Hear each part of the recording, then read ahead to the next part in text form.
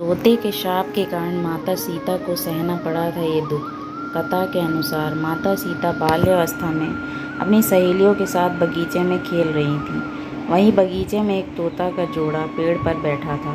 तोता का जोड़ा भगवान राम और माता सीता के बारे में बातें कह रहा था। उनकी बातों को सुनकर माता का ध्यान उन पर गया।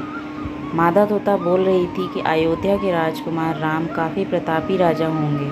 उनसे माता सीता का विवाह होगा। तोते के मुख से भावी पति का नाम सुनकर माता सीता अचंभित हो गई। उन्हें अपने बारे में और जानने की इच्छा जागृत हुई। इसलिए उन्होंने अपनी सखियों से कहकर दोनों पक्षियों को पकड़ लिया और फिर उन दोनों को पुचकार कर कहा कि भविष्य के बारे में इतना ज्ञान कहाँ से प्राप्त हुआ।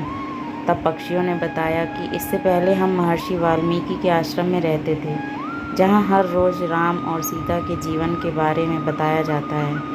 इसलिए उनको दोनों के बारे में हर चीज़ कंठस्थ याद हो गई।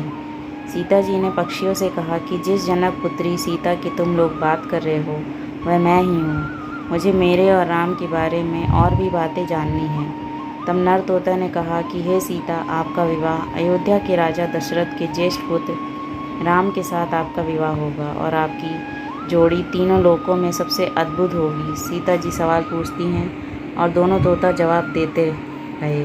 ऐसे में सीता जी प्रसन्न हो गई और कहा कि अब ये हमारे साथ ही यहाँ पर रहेंगे। लेकिन ये सुनकर तोता हैरान रह गया और उसने कहा कि हम पंछी हैं, हमें पिंजरे में कैद ना करो।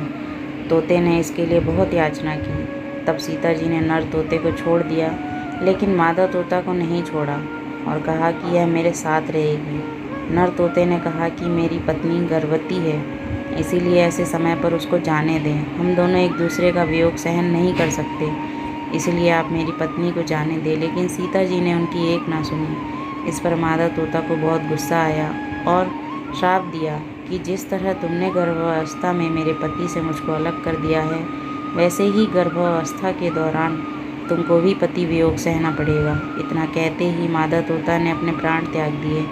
बताया जाता है कि अगले जन्म में तोता वही धोबी था जिसने माता सीता के चरित्र पर उंगली उठाई थी, जिसके बाद भगवान राम ने सीता का गर्भावस्था के दौरान त्याग कर दिया था। धन्यवाद।